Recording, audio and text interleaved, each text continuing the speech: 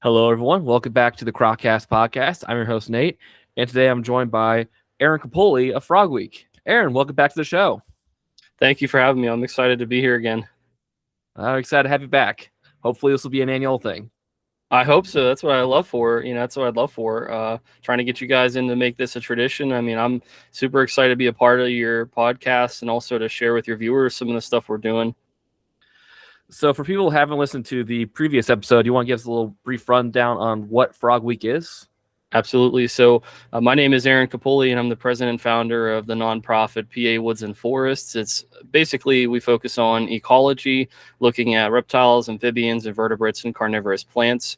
I also created a media brand called Woods and Forests Media, and we tell the story of what the nonprofit's doing in this project, but also I have shows that educate the public about ambassador animals like American toads, great tree frogs, Italian wall lizards. We have a hiking show.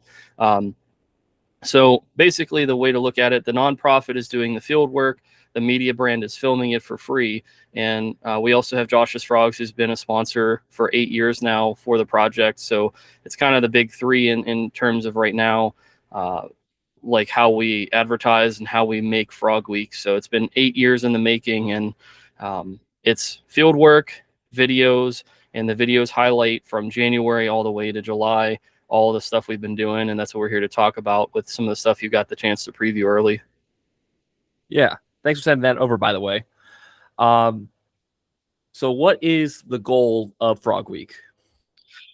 That's a great question. So the goal of Frog Week in the beginning was to get people to care about the local frogs and toads. As I was in my undergrad at Pitt Johnstown, the University of Pittsburgh at Johnstown, I was focused on just trying to make an impact. I had some frogs and toads at home. They had some incredible personalities, and it just left me wanting to do more than just have them in tanks. And it pushed me in so many different directions. But at first, it started out just the idea of wanting to get people to care about them, because I live in a salamander-dominated state, and I love salamanders, but at the same time, I wanted to try to encourage people to look at other herps, and snakes would be probably top two with the salamanders, which again, I understand, but it would be cool to get people excited about frogs. And I thought we need a seat at the table for conservation for frogs and toads. There's a lot of people that didn't necessarily agree with me wholeheartedly, but at the same time, that's neither here nor there, because my focus was trying to create that opportunity. If you don't see the example, a lot of times,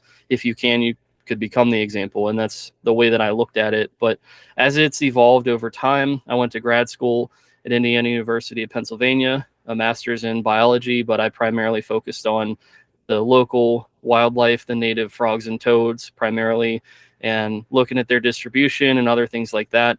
And it led to what I had always wanted to create, was an authoritative piece, even if it was digitally, that kids in grad school, kids in their undergrad can reference, and I can feed in sources that have been from 100 years ago. I could tell the story about an animal that's been in a few of these counties, and maybe it helps people down the road to understand the story or get interested in the story of where they live. But we're doing other projects as well. We have bioacoustics. We have habitats that we build for specific species. I use infrared. I use my drone to detect habitat and also to survey habitat. So there's a lot of cool stuff that we're doing. It's such a dynamic and evolving project. Like I told you off camera, we went from the experience and kind of being the custodian of these habitats, moving tadpoles from drying vernal pools and stuff like that, which we still do.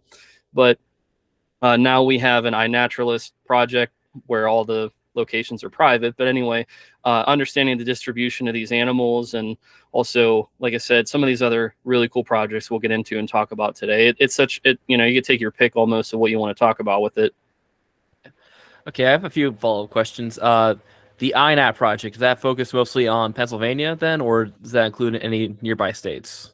Yeah, right now we're focused on the target counties for PA Woods and Forests with this, and we want to know from about an 8,000 square mile area, what is the distribution of these frogs and toads? How many of them are there? How many of each species are there that we could find? We've already hit over 1,000 records with 10 people, and we're not necessarily looking to get the public involved in terms of like 1,000 people contributing.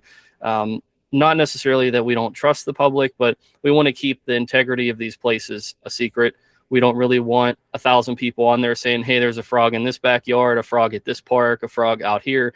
So like I've created a criteria for our iNaturalist project. Even if people go check it out, we only put the county. So realistically, whatever anybody sees, it's obscured, but I literally do not put anything other than, it would say, like for Pittsburgh, for example, Allegheny County. It wouldn't say like a specific street or the coordinates. Like I told them we're not doing that, but we know where it's at. And that's the most important thing, is like the people who are involved in this project know where it is. They understand the goal of it and the integrity, with that iNaturalist component being a major part of it. Yeah. And you mentioned infrared. I don't remember where I heard it, but I heard that it's either infrared or ultraviolet or some other form of light can really help with finding tree frogs at night. Do you happen to know anything about that?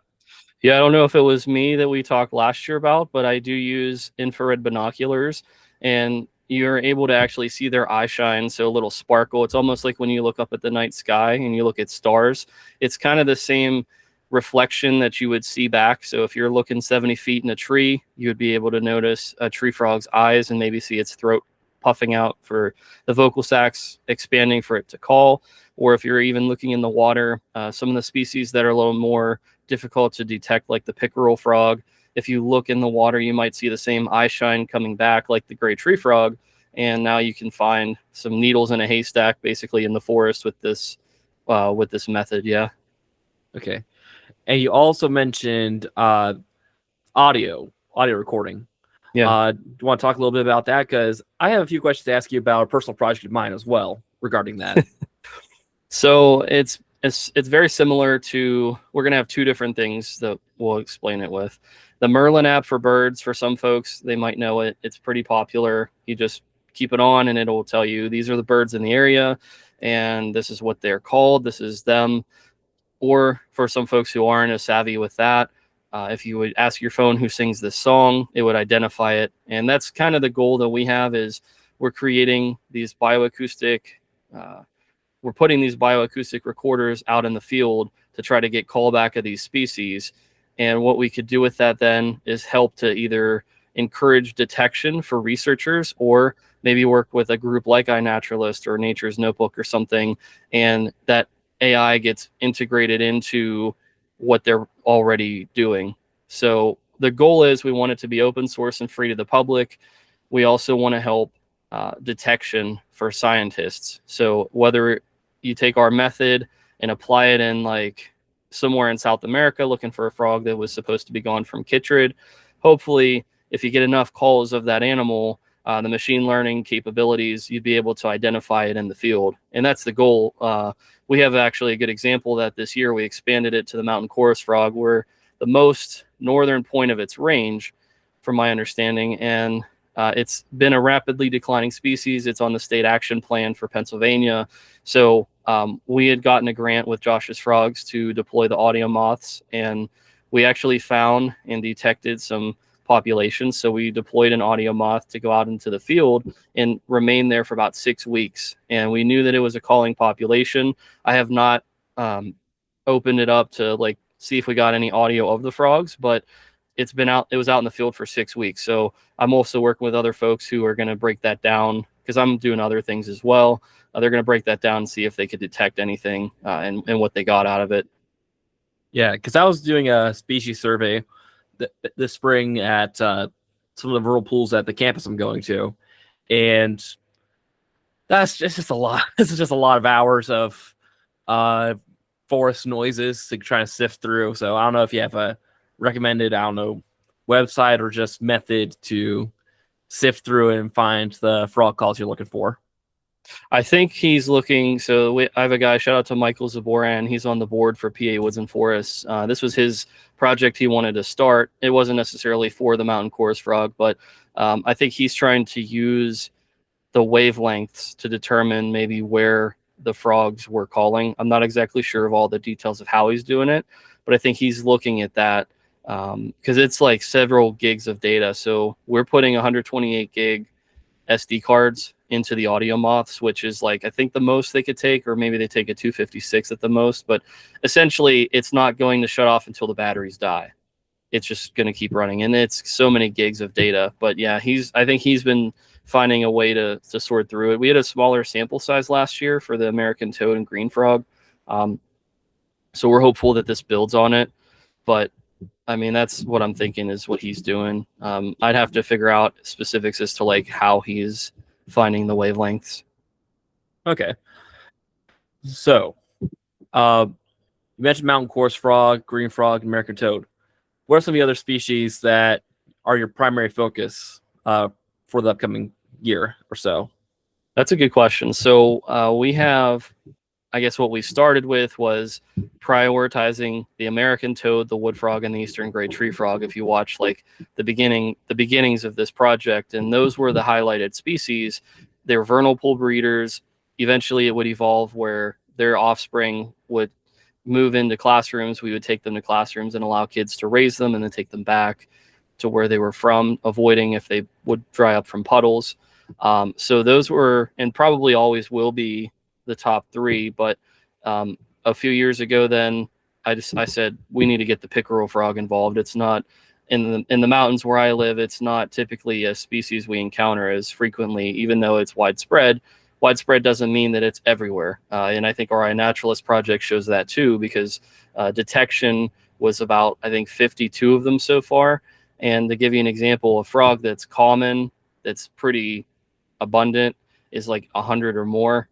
And it's not even there. So it's not as easy to find the pickerel frog. Now, if we were to just stat pad and like, bump up the stats and go to a spot where we know where they are, we could have 150 records or whatever. But just in legitimately going and trying to detect them, if they're in the habitats with the other frogs, we just don't find them very often. So that was a cool addition. And then it went from those four as being the pillars to, well, why don't we just make all the frogs and toads the target species? Because like that makes sense naturally. Just because the bullfrog eats all of them and a lot of people ignore the spring peeper, like they're still important, because if we had no more spring peepers, then you're going to be missing something in the spring. If we have no more bullfrogs, then a lot of other species would go unchecked. So the thought process went from 3 to 4 to 7. And then it wasn't really the goal this year to add the mountain chorus frog, but there was a county who was really recruiting us to come out there. They really wanted us to explore and build habitat and stuff like that. And they kind of pitched it to us about the mountain chorus frog being out there. And it's like, well, we've already done some work with like the eastern gray tree frog, finding it in the mountains. It's like, well, let's go look for the mountain chorus frog. And boy, that's its own story when people watch that episode. But so we got to 8. And the goal is, with all of our target counties from Bedford, Pennsylvania, all the way to Pittsburgh, Pennsylvania, we could potentially pick out 11 out of the 18 species that are in our state. The other 3 that we haven't yet begun looking for, the Cope's gray tree frog, the Fowler's toad, and the upland chorus frog. But I know that there are some conversations about it. So Frog Week could easily expand again next year, depending on what we detect. Pretty crazy to go from 4 to 11 in 3 years, or 4 years. But yeah, that's where we're at. Plus I add in episodes featuring Woods and Forest Media, like my media brand. I have an educator permit and a drone license. Like, we need to have a seat at the table too, not just what the nonprofit's doing, but these animals are going to these schools and meeting kids. And like, I could teach all this stuff because these kids are actually now becoming a big part of the audience for me. Like, when I go to these classrooms and let kids raise the tadpoles, bring carnivorous plants, bring mushroom kits, they're watching the YouTube channel. Like, these teachers are putting it on for them. So it's like, well, if I go all the way from kindergarten to college and teach these kids, then I want to put something into it with these ambassador animals, not just one time a year as a one-trick pony with Frog Week. So I have what I'm doing in the field with what these frogs are actively doing in the wild, but also, talking about indoor captivity, indoor projects and stuff. So it's kind of cool to give them a voice as well, because a lot of people wouldn't do that. But I think that it's necessary. And even though I was challenged in the early years of Frog Week not to put the ambassador frogs and toads into it, just my personality, who I am, like, I eventually had to, especially getting the educator permit and fighting for that. It's like, no, these kids are learning about these animals therefore we all could learn about these animals. And that's just how I see it. Yeah. You mentioned several counties like calling you in to try and get a look for, like, say, the mountain chorus frogs, and we'll touch on the. I guess it sounds like quite an adventure trying to find them, but how do you interact with, say, like local and state government when it comes to doing frog survey work, doing advocacy work, and general conservation work? I think that's a good question, because PA Woods and Forests, I think I've had to identify it a little bit more this year than before, but primarily we focus on working with like the general public. It's not that we won't work with government agencies, like I work with some land trusts and things like that, but in conservation districts. But in terms of like the federal government, like we have the DCNR or the Fish and Boat Commission and things like that. To do something on a large scale, you have to fill out a lot of paperwork, and it might be years before you actually get into the field to do it. And I just don't want to do that, because there's funding and there's bodies and boots on the ground in those locations, but there's nobody in the backyards, and those people can't go to the backyards because they're government. So people don't trust them as much. And, you know, we just have a unique opportunity. So instead of something that would take 5 years to file the paperwork for, I'm going to go build a backyard habitat for some person who has a rare or really cool frog that their community cares about, that they want to teach environmental stewardship to these kids and to these families. So we're prioritizing families in their backyards. We're prioritizing other nonprofits, and we focus on, I mean, me personally, Frog Week, the goal of it is to work in suburban areas. We'll go in deep forest. We'll go looking for animals, but I mean, the goal is I want to be in the battlegrounds with these animals that have human animal conflict, road rescuing them if there's disease or like runoff from, you know, pesticides or whatever. Like we could build stuff. We could conserve these animals, because they're not the top priority for anybody. Nobody thinks about the animals in their backyards. They think about the animals deep in the forest. But like I wanted to do something different, and I wanted to, and again, that's a priority. It's just not the priority, deep forest, because a lot of agencies own that, and I'm not really interested in doing all. I file paperwork every year for the permit, for all kinds of stuff with the nonprofit. I can do it. It's just, do I really need to though? I don't know. I feel like I'm called to where I need to be. I don't necessarily need to answer the call of where I want to go. Yeah. So you're a lot more citizen science and citizen conservation focused then. Well, I would say more, it used to be that. It used to be citizen science, but I think we're private citizen research, private citizen conservation.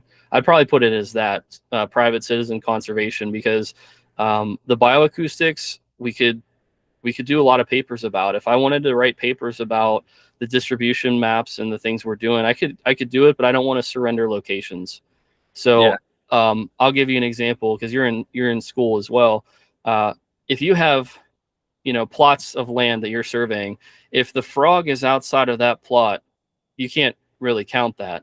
No, you can't. Well, I'm gonna go count that. Like I'm not worried about, so that's, I'm not patient enough to say, well, next year, 2 years from now, it's like, well, that frog might not be there next year. I'm going to that frog, and like, so that's why. So you can't consider it science, because I don't have the exact measurement. Or maybe I'm out in the field for 10 hours, and 3 hours I'm looking for the great tree frog, and 7 hours I'm looking for the American toad or something. Well, that's not consistent. So you got to have consistency in terms of your search time, in terms of like the plots of land, you know, and I understand all that stuff. But in the grand scheme of what I want to accomplish, at least at this point in time, I'm not worried about counting my steps. I'm more worried about making an impact with these animals, because there's even examples this year where they were here last year and they're gone now.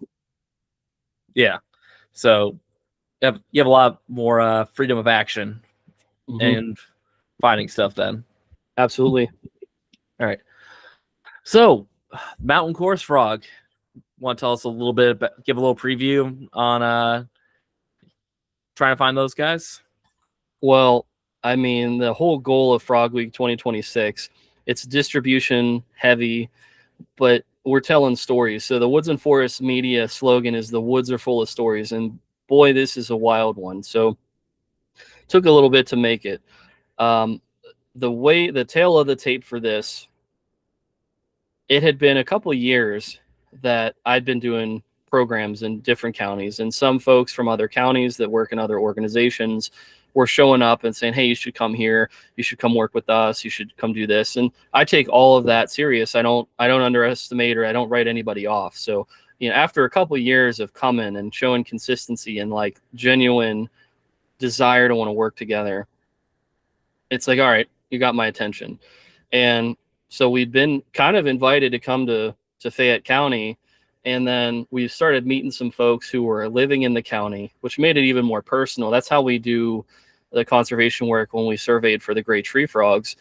Some of the landowners are the reason why, like, it worked, why we detected them, why they're still there, because these people care about it. And I couldn't have a greater calling than to get other people excited about it. And here we had some folks who showed us where they had found mountain chorus frogs over the years. What just so happened, our first exploration was unsuccessful with finding them, but I learned a lot about them.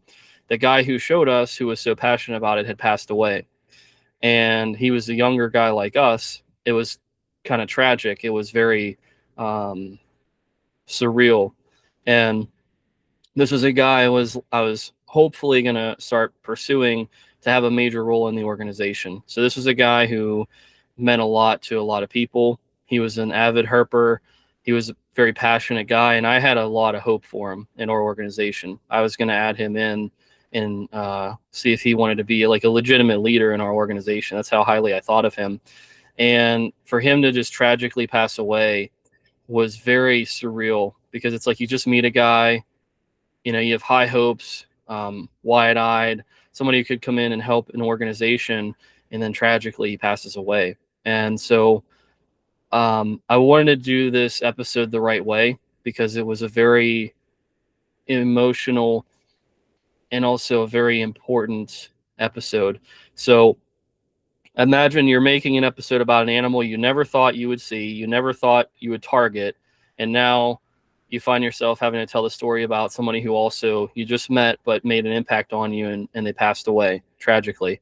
So there was all this building for this episode, and we actually went to the funeral home to reach out to his wife for permission to make this episode, because I didn't want to just out of haste, like, oh, we got the footage, and he's even on some of it. I hand him the camera, and it's like, like his kids are gonna see, like that's hard. So I just wanted to make sure I had her blessing, and I gave her a shout out at the end too for giving us the opportunity to tell the story. But there's a lot of pressure on this episode. Is going to be the featured episode.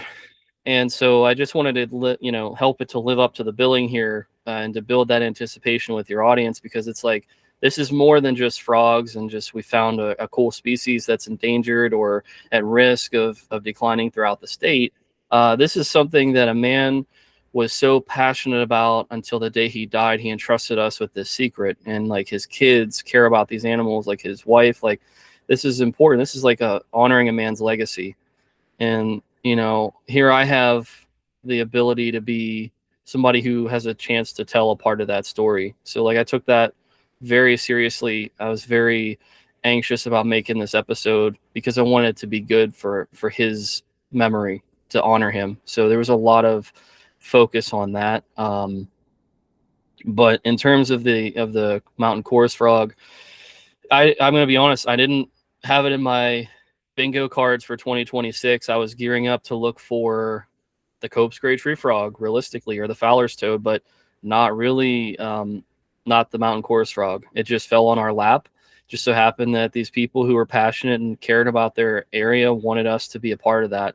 And the way we felt so welcomed in, it's almost like my hometown. I can't imagine, I can't believe going like so far away, being welcomed in. Like, for example, our Facebook page for the organization for PA Woods and Forests, like their township Facebook page followed us. Like, you can't say anything more respectful than like this. They care about us. They want us there. So it's like, I got nothing but love for the whole organization, that brought us down there, and I got nothing but love for the whole community because these people care about this frog, and you could just tell like this is like their mascot, their champion. And now that a guy's passed away, trying to push that envelope forward to get this frog on the scene, it's like, man, there's nothing but opportunity for this frog. Yeah. Yeah. We might get into this hobby or this research field for the animals, but it can really be the people that keep you around long term. Yeah. So. And it's the people that are going to keep the frogs around long term, because if they care that they're up there, if they care that they're, around, that's what's important, because these people now will become the advocates, whether they hear the sound of that frog or they see it, or just knowing people that care about it. Like that's going to invigorate a whole community to want to care about these animals. And then you can't ask for anything better than that for backyard conservation. When a community says, no, we want this frog and we want it to be our champion. And yeah, it was so special to do that. And I've had the chance to, during Frog Week this year, I've spent a few $100s on getting books I had when I was in grad school. I don't know where they're at. That's why I had to buy them again. But the goal was I wanted to make this authoritative with all the distribution that had taken place over the last 100+ years, reading it out of the books, showing the Amphibian Reptile Survey of Pennsylvania, showing it on iNaturalist, and presenting that to people so they could help form their own opinions, but also that there's authority in that, that there's something that they can take from it, and understanding that there's a lot more that goes into this. And there's people who were far more educated than me that were interested in this, and bringing that front and center as part of what inspired Frog Week to take place is the work of what a lot of these naturalists and scientists and others had done. So, honoring their legacy as well, showing pages out of books or whatever for the audience to see, that I think is really special, and it gives validity to what we're doing. Yeah. Yeah. So with the mountain coarse frogs, how successful would you say we're in locating populations of those guys? I thought about this before I came on here, not even because of the podcast, but just I was thinking about it because I do keep track of the harder to find animals, the detection, like a win-loss record, if you will, and we went 1-1. Maybe you say 1-2 recently, but it really wasn't about surveying for them. We were trying to build habitat. It's out of season. I knew that. The guys knew that. We probably weren't going to see them. But the first night we went out, didn't hear them, didn't see them, but they left the breeding sites. We went in early May. So they're a frog that's active probably March and April in the breeding grounds. And I think they go to the post-breeding sites sometime during May. At least this year it was a drought and a really hot, I guess not a hot year. It was a dry but cold year. And the summer is heating up. Really bad in terms of a lot of frogs weren't successful this year, but where we detected them was a post-breeding site. And it's funny because the spring peeper is the closest relative that I work with, and for years couldn't make an episode because I couldn't get a camera close enough to lock in on them. Well, it all changed. I got a macro lens last year, got a camera that can track them with AI. So we got spring peeper episodes, and I'm pretty confident about it. So learning what I needed to do with the spring peeper helped me to prepare for the mountain chorus frog. But also, I work a lot of hours. I do a couple of jobs and stuff, but I was at different times of the season. It was so hard to track where spring peeper was calling. Well, the problem was we're going to be looking for its cousin, right? We're looking for the mountain chorus frog just as small. And I'm like, oh man, I'm like, because I work late and then get off work, and it's almost like I do a double in the field, and I'm half the time finding the spring peepers, half the time just getting their audio settling for that. And I'm like, what's going to happen whenever we hear this frog? I don't know what's going to happen. I've never seen one in real life before. So the night after my friend passed away, his friend who lived in that community called me. He's like, hey, I hear them. So he brought me out. I went the same night, all that emotions running wild, morale is all over the place because somebody just passed away. And here we are in a spot where they had showed us, and we're looking for these frogs, and it's covered in poison ivy. It's my arch nemesis in the field, and I'm hearing them, and It's like you either do this or you never will.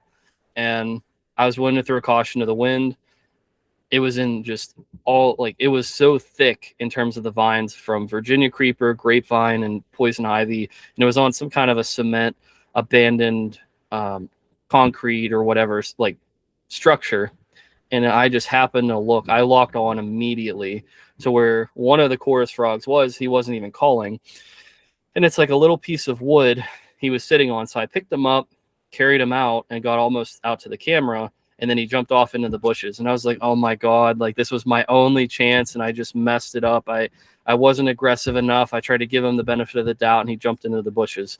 And I'm very thankful that we cut and didn't air the footage of what happened after that. But I went back and got the frog that was calling.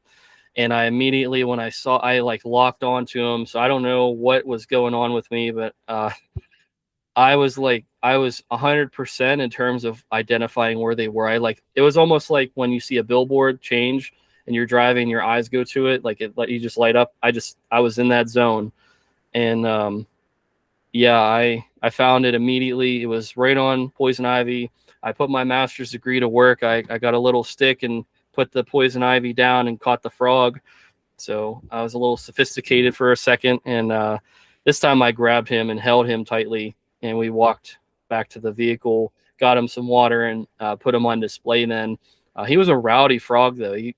I had camo Nike shoes, and he thought he was going to get away from us. He jumped into my shoe because it's camo, right? And I'm like, this is crazy. I've never seen this before. And that frog, we had some wild experiences whenever I caught him and brought him to the truck. But yeah, it was a great opportunity. What I found is they're very territorial frogs. We don't think of small frogs as territorial as much other than dart frogs. But spring peepers and chorus frogs overall, I can assure you, I promise you, they are territorial frogs. Yeah, I guess it's kind of like small dogs. The smaller dog, the more vicious it is. Yeah, exactly. A Chihuahua, man, I dressed up as Santa Claus one year, and that little Chihuahua, I tried to make its day, and he bit me right on the foot. Santa Claus gave it a lump of coal. That's all I'm going to say. But the reality, too, reality is, yeah, little frogs, they give you the stink face a lot. They're like, man, why'd you touch me? Like, why'd you bring me out here? Like, if frogs, I'm not going to anthropomorphize them, but if a frog could ever frown, that mountain chorus frog was like up there, because he looked at me like, I just felt it. I felt like the disdain for me. It was cool, though, because he's a legend now. He's going to forever be remembered. Yeah. He didn't want the hype. He just wanted the ladies. Well, when you play their call back of them just hours before, and then they respond to it very aggressively. I got the alpha male when I caught him. Like, I caught the frog, the frog who was calling. So there's other satellite frogs around, but I caught the one, like, when I caught him and took him out, there were no other frogs calling. They're like, like, our guy just like got kidnapped. He got abducted by the aliens. I'm not calling. Get the heck out of here. Yeah, we just watched the president get kidnapped. Yeah, pretty much. So, yeah, when he went out, they all got quiet. There was probably a dozen hanging out, but I think he was at the very top. He literally was like at the very top of the area, and he was the vocal frog calling back. But I'm excited for people to see, because you can't, like, you could say, oh, maybe it's a funny looking spring peeper. You know, there's always going to be doubters, right? But when I got the frog responding to its own call and I filmed that, you cannot deny that. Like, it's not AI. This isn't fake. Like, you know, yeah. And AI has become a real problem with, like, online, especially with just people making fake footage of anything and everything these days. Yeah. And, you know, I stand by what we're doing. Like, I'm getting my own shots. I don't try to use even stock footage, because I want people to see the creativity and see the passion, because it took so long. Why would I use AI whenever it took me years to get the drone license, years to get the permit for these, like, pets, years to, like, go out into the field and learn these patterns of these animals? Like, there's a gratification. It's like popping open that cork, you know, and celebrating with the champagne when you cap off a good season. Like, you don't do that if you have AI. And I don't know, I just want people to feel that. Like, I want them to understand, like, this was hard work to do this, to accomplish a frog week. It's like tens of thousands of dollars every year, and there's so much effort, and there's so much just crap that you go through to be able to successfully pull this off as a deliverable to the public. It's hard. It's a hard thing to do, and I look at it almost like it's a season for an athlete, to be honest with you. I look at this more like that than I look at it as like, oh, it's frogs and science. It's like, you got to be ready to go for this every year. Yeah. So what's your off-season weightlifting routine to get ready for the season? A lot of cardio. A lot of cardio. But this year I didn't have a whole lot of time, which is bad. Because I'm actually going for a second master's in nonprofit management, so I didn't have as much time. This is probably the most unhealthiest I was starting the year, and I could tell. But at the same time, I don't know. Maybe it's just because it's been 8 years of this. I was able to be fine.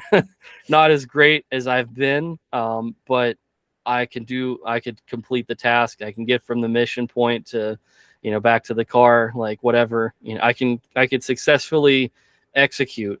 It doesn't mean that I'm as healthy as I should be. That's what the off season will be this year for me. Yeah. As old country ballad goes, you may not be as good as you once was, but you're as good once as he ever was. Amen. That's right. That's right. All right. So I noticed you have 4 pictures of frogs over your shoulder. You got the eastern gray tree frog, mountain chorus frog, which you already discussed, northern green frog, and I'm guessing that's American toad, or is that? Yeah. Yep. Yeah. That's the American toad. So I guess we'll go down the list, but start with the mountain chorus frog. Can you tell us a little bit about like their biology and ecology, like what's their habitat requirements, like what's their potential threats that they face in Pennsylvania and in the rest of their range? Oh man, you want to just take the whole episode for that? I'll give you something quick here. I'll talk about them all. I'm not going to dodge it, but man, like that's such a loaded question with 4 animals here to talk about. But the mountain chorus frog, I can tell you from our experience, because I can't say what folks in the other Appalachian mountain ranges are experiencing. They might be super abundant. In a spot where they're not super abundant, what I can tell you is the 1900s was a very hard time for them with the Industrial Revolution stuff and with like the water quality, like where we're at in Pennsylvania, the water quality, the timber harvesting was very bad. And these are animals that they're a little more sensitive. They need a good environment. And when you destroy that and you build houses, it's not a good time for these mountain chorus frogs. So they might live in some very difficult terrain, but humans have conquered everything. So it's not impossible to build a house in the middle of a mountain. Sounds crazy until you'd see it, or you see people destroying the tree lines. And anyway, so what I'm experiencing, I have to acknowledge, could be very different from what others will experience. I just want to start with that because it's not necessarily a one size fits all. I think metapopulations are underrated and misunderstood because they might thrive in one spot and it might make no sense whatsoever because neither that doesn't exist in certain locations or that it's not favorable to them in other situations. So American toads, gray tree frogs, even green frogs, they live in such a variety of places. And I can't speak to that on the mountain chorus frog, not because they don't, but because I don't have enough information in front of me to know what they live in. But what I'm saying is I'm trying to learn about an animal that was once common enough that it had its own nickname and had its own writings. Like if we're sticking to the spirit of the project, I understand that there's Carnegie Museum records, and I did that with my graduate degree, but I'm not actually talking about that for this year. That'll be for down the road. In terms of this year, there's a book I got from the 1913 era, and it talks about the economic value of amphibians and reptiles in Pennsylvania. And it actually has the mountain chorus frog listed. It doesn't have any of the other chorus frogs outside of the spring peeper named. So the mountain chorus frog was a well-known and well-understood species. And people knew, I don't know how long, I don't know when it happened, I don't know how it happened. They knew they started disappearing. So there had been, over the decades, research trying to find and track where these animals were, if they were still there, detection. And they had continuously declined and in some ways rapidly declined. And it's kind of a question of, was it the water quality, the timber harvesting? Was it the spring peepers dominating? Like, what exactly happened? Or was it a disease that moved through? And I don't know if we'll ever like have the full picture, but we might have a pretty good inference on it could have been these contributing factors and list off a top three. I think that's more realistic of what it could be, rather than bona fide, like it was the water quality, it was the trees. I mean, maybe we will know that someday, but it's kind of like putting together a crime scene and trying to understand what happened, doing it, looking at the history, and letting that lead us to today. So when we found them, a problem was there were green frogs around, and green frogs will eat them because they're pond frog species that's carnivorous, that'll eat other species. Well, the green frog, even from the same book in 1913, it was well understood they were probably the most common frog outside of the spring peeper in Pennsylvania. It was actually the green frog. Most people in their life have seen a frog, and I could say this, at least in the Northeast, they've seen a frog and they say, "Oh, it's a bullfrog." It was actually a green frog, realistically, and they don't even know that. They'll never know that. But what I could say is the green frogs are still increasing, because no matter how many habitats I build, no matter how much water quality gets treated, it doesn't matter, because they could thrive anywhere. And they also seem to carry disease. So did they bring disease to the mountain chorus frogs? Did they eat them all? Was it drought that killed off their offspring and they just couldn't replace them? There's great inferences. I don't have all the answers yet to like confidently say anything, but I'm trying to get that research in to understand so I can say that. So it's a good open-ended question that I'm leaning into trying to come up with answers. Okay. Now, switching over to the next species, eastern gray tree frog, good old tiger legs. Want to give us a brief rundown on those guys? Yeah, absolutely. I think that it's as competitive and interesting as the mountain chorus frog for a lot of reasons. A lot of people live where they are abundant and stuff, and that's great. There's people even in Pennsylvania, they grew up seeing them their whole lives. I didn't. What I can tell you is the research that I've looked into that was published, books and everything from the state. I don't have access to some of the private things that other organizations have. Maybe they have internal records, but they don't share it. So essentially for 113 years, there had not been an eastern gray tree frog documented in the mountains in Cambria and Somerset counties. And I had gone into my undergrad, and one of my mentors, shout out to Dr. Bonachea, he's like talking to me about distribution all the way back when I first started. And he's like, "Isn't it weird how they're not in these two counties, Aaron?" And I'm like, you know what? Yeah, that is weird. And then I ended up rescuing some, and like I started getting really passionate about these animals, and they're just so cool and they're so special and they're so unique. But I wanted to find them and I wanted to learn about them. And I spent years like looking into all the literature that had ever been put out by anybody in Pennsylvania to try to understand, is this legitimate? Have they not been found? And here's what I could say. They're found in the valleys, they're found in farmlands, they're found in woodlands, they're found sometimes in deep forest, but they're not found in higher elevation as much. They're not found in mountains. They're just not typically a species you think of when you think of a mountain. Well, when we found them in 21 in both counties, the work was starting to go into, well, like what are these populations doing to survive? How did they get here? How are they still here? And where are they going? Are they increasing? Are they decreasing? Like, what can we answer? How can we care about these animals? And so the goal is to educate people on an animal that has an isolated population, an isolated distribution, where it's very likely that they don't have many gray tree frogs migrating in and out of these populations. You don't hear so if you drive down the road, you're more than likely going to hear spring peeper after spring peeper after spring peeper in a matter of minutes.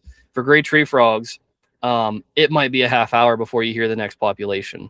That's how sporadic and like spotty they are. They have such a small time frame when they are actually active. If they're not if they're not fighting for the climax of the breeding season, if it's the beginning, if it's the tail end, if it's right after the climax, um, they're actually active around right at sunset. And if you miss your window, you have about 2 or 3 hours in the mountain range. If you have about 2 or 3 hours, if you miss that, they don't call. It doesn't matter about the weather. It doesn't matter about the temperature. It doesn't matter about anything else. If you arrive at like say 1 a.m. and you're like, I'm gonna get some great tree frogs, some audio or document them, they might not call.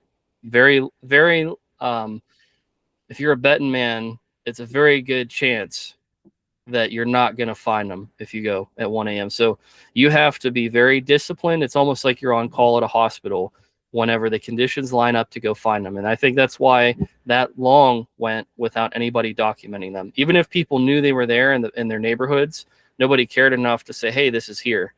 So to me, it was our first champion animal because we found them in 2 counties and we got the communities to care about them. And like there's these families that genuinely care about them, that want to see them succeed. And that's like what it's about. And I'm learning so much. So like there's research about these animals and it says about where they're found. And a lot of it elevation wise, 2,500 feet is not on anybody's records.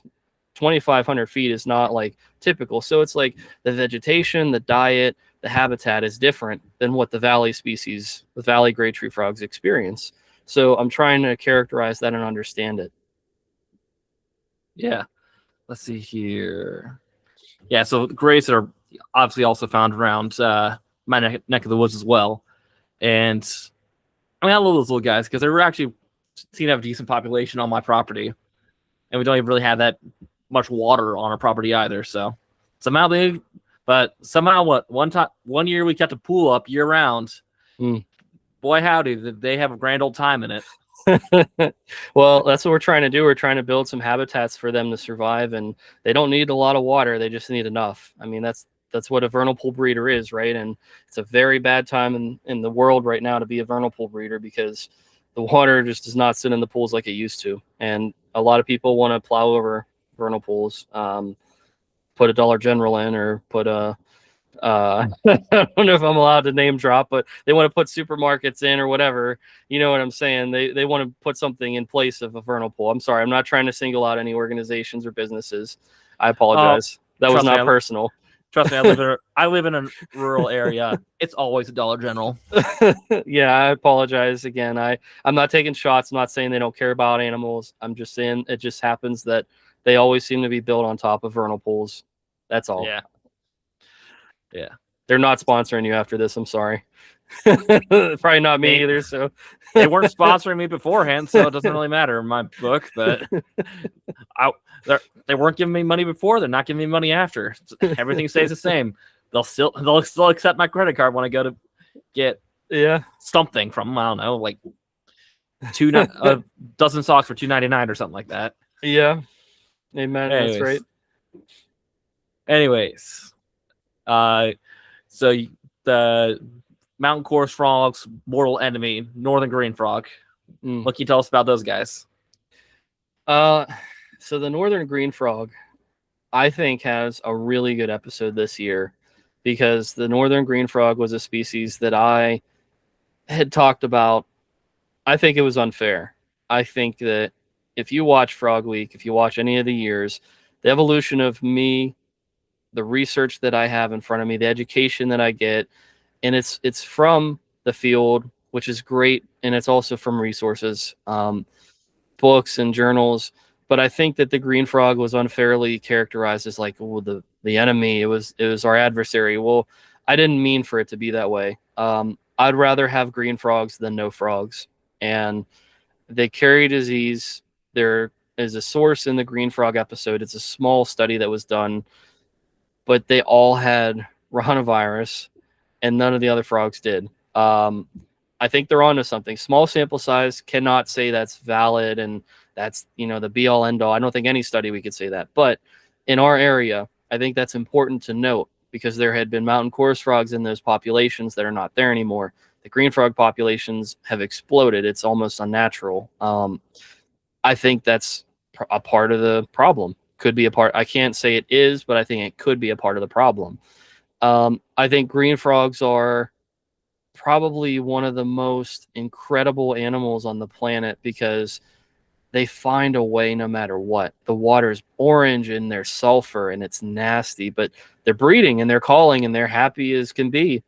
Um, a woodland got destroyed and all the other animals are gone. There's green frogs and they're in the puddles and they're as happy as can be. And they're on mountains, they're in backyards, they're in rivers. Like they are the epitome. Like that's what a frog is. Like they're just able to survive.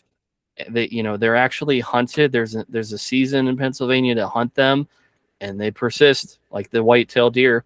Um, I don't hate them, and I don't have a problem. I actually really like green frogs because they're so bold and they're so unique in personality.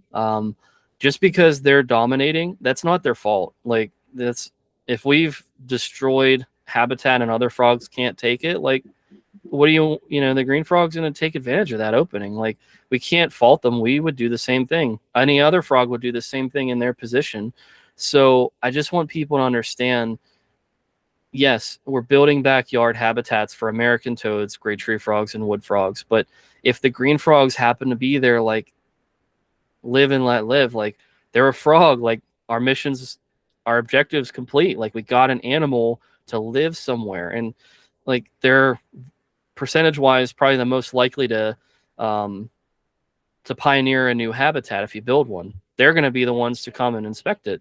And I don't have a problem with that personally. I mean, I don't like it because they eat the baby frogs and toads, but I think that people need to just understand, and I apologize if you hear my vacuum in the background. I don't know if you do, but I do apologize that I had been somebody over the years who was, I think, an adversary to them, and that's not fair. And I really came to the conclusion this year, to be honest with you, in the field, just seeing their abundance, it's not their fault, and like we shouldn't have that.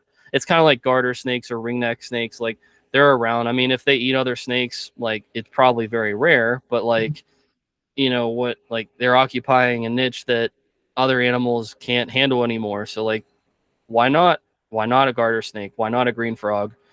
So I don't know. I'm not trying to go on a soapbox about them. I'm just saying, like, I think that I just wanted to clear the air because I think I was also part of the problem with them, and I just want people to understand, like, as people, we could change our opinions, and that doesn't make us hypocritical. It just means that maybe we're more aware of like something that we didn't have beforehand, or we didn't have that knowledge. So I don't know. I just wanted to kind of take a stand and own being wrong about something, and and share that with people. Yeah.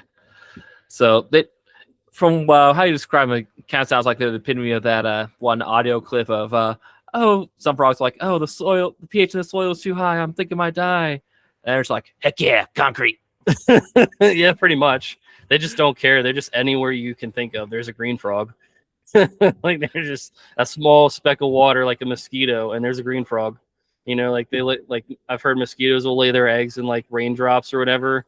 Yeah. Or like their larvae will like survive in like the smallest pot. And it's like there'd probably be a green frog that would hop over that or something. They're just out. They're just out. Like, I don't know. Green frogs they're very impressive because they hold their water, but yeah, they're in the middle of a mountain. It's like, how did you get here? There's no water. Like you climbed hundreds of feet. They can smell it from a mile away. You're like, there's resources somewhere. All right. So to wrap up this Fantastic Four of frogs, the species that sounds like kind of really launched you into this, the American toad. Yeah. Let me also say the reason why I picked these 4 animals is because that's our bioacoustic study. So all 4 of these animals, they're lending their voices to us, understanding the mountainous great tree frogs, the mountain chorus frog, probably the example, the green frog, the model species. And the American toad is the backyard hero, actually, that led into all of this. I think you watched that episode, right? Probably. Yeah, so I double checked, but I just kind of showed off all the tools in the toolbox for their episode in some way, whether it was using the trail cameras. I think it was cool because I filmed it.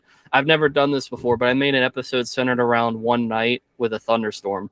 and like you hear the thunder crack, you see the lightning, and then you hear the toad call, and like the rain around it. I don't know. I showed a good bit of stuff in that episode, and it's the epitome of what we're doing. So road rescues, um, having the neighbors work with us with ponds to try to get these toads to lay their eggs and survive. Um, just documenting these animals, weighing them. I mean, I try to weigh great tree frogs and others too, but yeah, the American toad, absolutely. It would be the American toad and great tree frog that are my favorites, absolute favorites. Like, can't make it without them. Because for me, I wouldn't want to. Um, they're the animal that almost disappeared from our neighborhood because it's a suburban area. There's woodlands around it, but straight, you got stray cats, you've got drought, you've got all kinds of like different environmental factors, people, lawnmowers, cars, and they just almost disappeared. And our pond, our backyard pond, for the last 12 years has been a refuge for American toads. And our one neighbor, she also has a very nice sized pond, and they've been laying eggs in her pond. And we've been successful at keeping them in the backyards. And some people want to bring them to their backyard, so we build habitats to try to encourage the toads. It's cool. I'm super excited about getting the toads involved in this. Yeah. So I think you mentioned mascots before, right? They take to, well, maybe not mascots, ambassador animals, I should say. Yeah. They take to schools, and we got to talk about it. Your one toad that you keep in the toad equivalent of mansion, I guess, but we'll talk about her. Yeah. So I'll talk about man. She's probably the launching pad for everything. So when we talk about Ace, I mean, she was the reason why all this came out. So I had just been a landscaper and worked at a plant nursery. They would put pots in the ground for trees in the winter to avoid like the frost line and stuff. And so when they take the trees out in the summertime, it becomes basically glorified pitfall traps. And Ace was just another one of those toads in 2016 that fell in, and I just happened to be down there and said, I want to catch this one and I want to give it a home. And I had learned so much from that little toad about personality and passion and just so many things that I'd learned from her. And I didn't understand at the time that like all the parasites that plague wild frogs and toads. And so she'd almost died. And I ended up trying to call the Pittsburgh Zoo to figure out who knows how to help these animals, because she'd been having prolapses. The local vet had been actually stitching her her organ back inside of her, and like she was going to put her down in a few days. And I was like, well, I don't really want to do that. I don't want to deal with this pain. So I called the Pittsburgh Zoo. Their herpetologist got back to me, and he said he worked with a couple of vets in Pittsburgh to call them. I called the wrong number, but it was at the time the right person, because she ended up saving Ace's life. And then I was like, never is this going to happen again, because of how much I care about Ace. And I just said, I'm going to learn everything I possibly can. I'm going to do everything I can to make sure that she doesn't have this happen again. And it led me getting into research and going into grad school and creating a nonprofit and creating a media brand to tell her story. But the promise was for Ace that I wanted to get her as close to the woods as I possibly could. And that promise was building the biggest and the most advanced American toad enclosure that I could think of at the time, and being as progressive and out of the box, unorthodox as I wanted to be. Going to visit places to see how they care for their animals, like using reverse osmosis systems and rain barrels, and planting trees to get leaf litter, propagating native plants and invasive plants to put into the habitat, creating weather conditions like fog and thunderstorms and lightning, and using sound as stimulants, and even understanding like the moon and generating images of like the moon moving throughout the room. That's part of it. And even understanding out of the tank, like the external factors. Like I have a vacuum, I have an air conditioner with it being climate controlled. I bought a weather station to understand the outside and also help compare that to the inside that has soil moisture sensors. And like the list can go on and on and on, but like what I'm saying is this was like the promise of being one of the most advanced things, and it was for her. So it was very important to me more than anything else that I honored that promise. And thankfully I was able to get her into it. It took years to build it, to develop it, to perfect it. Sadly, it was the night of the first day of Frog Week 2024, Ace passed away, and that was very hard to deal with because I don't think I internally was ready for it or like I don't know how I coped with it. I didn't cope with it well, and I think that really impacted me a long time longer than initially thought. So I think that because of having her and having the opportunities, it's almost like when you have your inspiration next to you, like how powerful that is for a lot of people. What is causing me to do what you do? And thankfully I had her with me for years to physically experience that.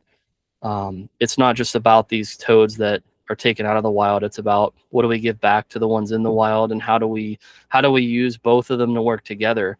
So creating backyard habitats, building weather stations came from my toad tank, and now it's helping us to understand how we can serve the animals in the wild, and planting the trees for the leaf litter, for the animals to hide in, and also insects to breed in, but also for my animals to get exposure to. So if an animal had to come in and become an ambassador animal, it's not going back out to the woods, but I could bring pieces of that in different ways to them, and telling that story to kids about why these animals are here and why these enclosures, even though they're the best I can do right now, like we could always make them better, and encouraging kids not to keep them, and encouraging kids to say, hey, like, you know, your mom and dad are doing all this for the dog and for you, but like, even if you buy a pet goldfish, the goal should always be give it the best it can possibly have.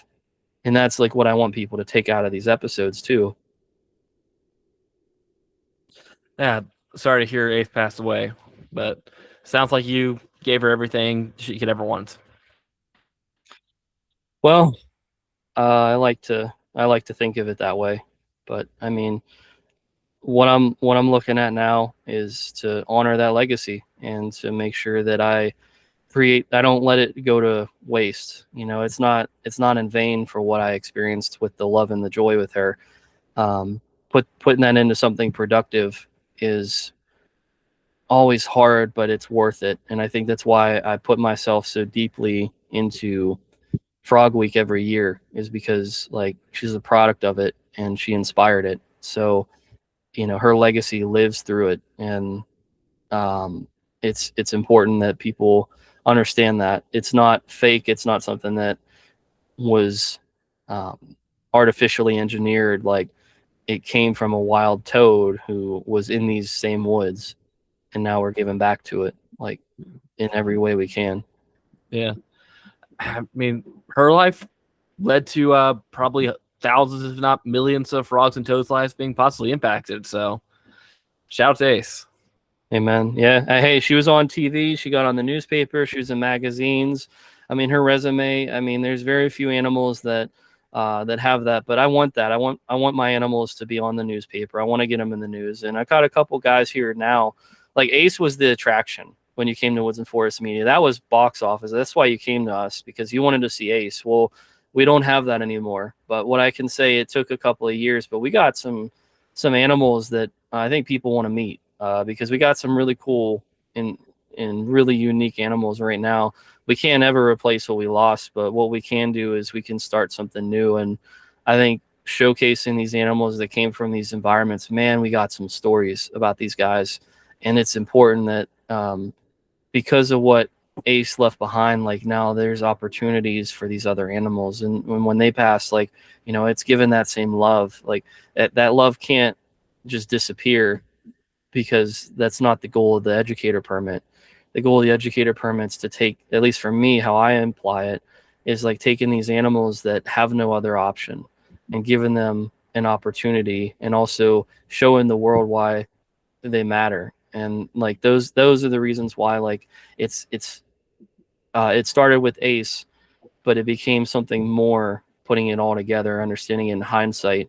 It's an opportunity to give these animals through these different generations of keeping these frogs and toads, like, to have that opportunity. It's something that they wouldn't have if Ace was still here. So, like, it's their turn now, and I've got to look at it that way. Yeah. So do you want to give us a brief preview of who some of your new ambassadors are? Yeah.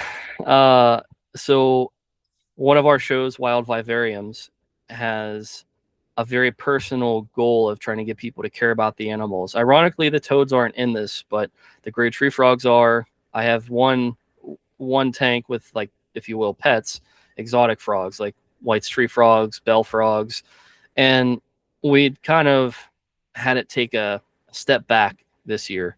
The season wasn't very long, wasn't a very intense season, and that was because I was trying to launch the toads and, like, their story about the Woods Uncut and about their tank and the ecosystem, and understanding their story.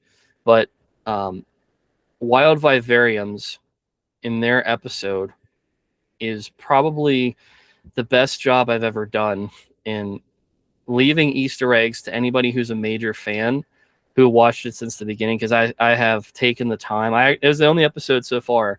I made it and I had to remake it because I'm like, it's not good enough. It's not as good as what I know it can be.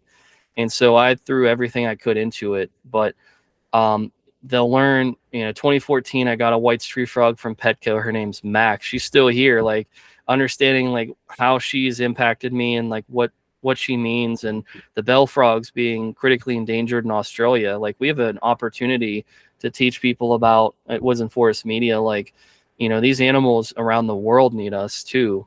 And understanding them and seeing how they respond to the same idea, the same concept of, I can create a rainstorm, I can create a thunderstorm, the leaf litter or whatever, the advanced care that the toads have, all of the animals have. And like a sunrise and a sunset, these animals literally could watch the sunset in their tank and know it's time to come up.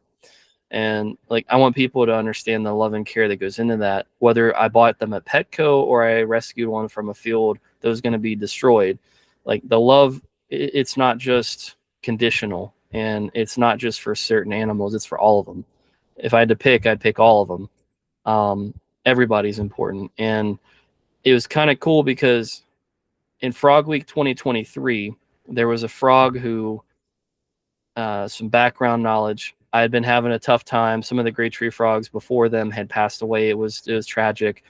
And I went into that field season very emotional. And there was an opportunity. I rescued like 7 great tree frogs from this field. All these machines were destroying the habitat, took them down to a pond a few hundred yards away. There was one great tree frog. For whatever reason, I'd put them on the tree. He was jumping on me. I'd put them wherever, and then he would just keep watching me and watching me and watching me. And eventually I just said, you know what? This has to be fate, or whatever you want to call it. And I held out my hand. I said, do you just want to come with me? And the frog got on my hand. And in this episode, I show the foreshadowing of this frog. He got in 17 newspapers. He's made 2 TV appearances. Like, he's educated kids at Critter Talks around Pennsylvania, and reintroducing people to probably one of the animals that helped to fill a void for me whenever Ace passed. Like, his name's Esperanza. It's the feminine version of hope in Spanish. But, like, I talk about in that episode, like, he lived up to the billing and then some, because not only has this animal been known for being exceptional, but, like, his resume is better than some people. I mean, this frog has been on TV twice. Like, he's been in 17 counties on the cover of their newspaper. And to be able to tell his story and reintroduce people to, like, somebody who they need to meet if they're going to watch the content, I think is a goal this year of, like, Wild Vivariums being kind of the undertone of the whole project, is because that's what we're doing after Frog Week. Is we're going to relaunch Wild Vivarium Season 7, and we're going to talk about an invasive wall lizard that's in eastern Pennsylvania. We're going to talk about the gray tree frogs that are suburban animals. We're going to talk about what's going on with keeping pets, like the Australian frogs, but also how all of this relates to conservation, and how observations from the field of Frog Week we could apply in the tanks. Like there's so much rich opportunity to capitalize on this, and I want people to come with me on that after Frog Week. Okay. I just find you said eastern wall lizards are invasive. Wall lizards have invasive population in eastern PA. Yeah, the Italian wall lizard is invading Pennsylvania, and I got some, so I wanted to teach people about these lizards and highlight these animals, and they're going to make a guest appearance in Frog Week. It's not about lizards, but lizards are probably my second favorite herp, and it's pretty close, to be honest with you. It's not a runaway like people think, but yeah, the wall lizards are just so different, and I hand feed them. They have names, and they parody the toad tank. So like my toad tank is about a woodland. Well, the wall lizards live in backyards, so it's a legitimate abandoned backyard that I built and had the inspiration from for these animals. And man, wild vivariums is going to be a really cool opportunity for people to learn about how an Italian lizard is living in Pennsylvania. I kid you not. Italian wall lizards are also invasive in Southwest Ohio. Yeah, I know. There's a few species. Well, you guys you got 2 species of wall lizard, right? Or it's a different species? I think it's maybe it's just European wall lizard, whatever. But it was like it's like some tourists back in like the 50s brought a couple back from like Milan, northern Italy, and released them in his backyard. I think you guys have the European and the Italian. I think. Huh. I think Ohio has 2. We have geckos too. There's geckos, the Mediterranean house geckos invading. Well, yeah, well, that's like that's not exceptional. Join, I guess. Well, for a northern state, I guess, but southern states are like first time. Yeah, yeah, exactly. Yeah, the Mediterranean house gecko, not on my business or bingo cards to run into either, but apparently they're very abundant in Maryland too. I wonder how they survive the winters. Just go inside, I guess, but that's a story. Yeah, that'll be fun. And we could definitely talk about that down the road too, about how the wall lizards and the geckos are surviving in the winters. Yeah. Yeah. All right. So that's solid hour and 10 minutes. How can people get involved with Frog Week? Well, this is a great question because it started out when I made the videos. I showed what I did in the field season, and people would only watch the videos. And I said, we could do more than this. So then we started trying to schedule events at the same time of the videos. So depending on where people are from, Frog Week, July 20th to the 26th, we're going to have nature hikes. We're going to have fundraisers and potentially presentations across these different target counties from Bedford to Pittsburgh, Pennsylvania. And it's all going to be listed on the website for PA Woods and Forests. I'm really excited about what we have lined up for folks, and I'm really excited for people to watch the episodes. But that's what I would say is on the website for PA Woods and Forests, and also just keeping up with like the Facebook page. That'd be probably the best 2 ways to do it. Okay, and with that, do you have anything you want to close out on? Yeah, I want to know, like, I guess from what you'd watch, maybe what your perspective was, or like what your takeaway was from last year's to this year's. If you had like anything to talk about, like what you experienced from watching it. Well, from compared to last year, I don't have a nasty head cold, so that makes it a lot more enjoyable conversation with you. Yeah. So, but yeah, I can definitely tell you still put in a lot of hard work into what you do, and very dedicated to helping the frogs. And I'm looking forward to seeing some of the new stuff you find throughout the course of this year's videos. It's going to be awesome. Yeah, I'm really excited to share it, and I think you'll really enjoy the Pickerel Frog episode. There's 3 all-time scenes that'll probably be taken out of that will all-time live on. Like there's some years, like just certain scenes, like it's kind of like ESPN. Like there's just something like the Jadeveon Clowney hit against Michigan. They play that like it's been 10 years plus now. Like it's all-time a great clip, and it's like one of those. But we had 3 of those in the same episode. Like that's I've never had that before. Wait, so there's a clip that there are 3 scenes. that are basically the equivalent of one guy having a highlight that gets him a lot of contracts, even though he has a middling NFL career. Exactly. I mean, this is like legitimately, there are 3 scenes in the Pickerel Frog episode that will all time be pulled out and be shown probably over the next 10 years. But yeah, American Toads, MMA wrestling Pickerel Frogs. I mean, Pickerel Frogs wrestling other Pickerel Frogs, like the battle in the pond, the Green Frogs and Pickerel Frogs calling and kind of hashing it out whose territory it is. Like, it's awesome. It's awesome. Yeah. Oh, I'm looking forward to seeing that, and hopefully everyone listening can see those episodes too soon after we go live. When does Frog Week kick off? So it's July 20th to the 26th. So it's going to be coming up here soon. I'm really excited about all the episodes and hopefully talking with anybody who wants to about what we found. All right. And with that, thanks for coming on. Hope to talk to you again next year. Absolutely. Thank you for having me. Thanks. And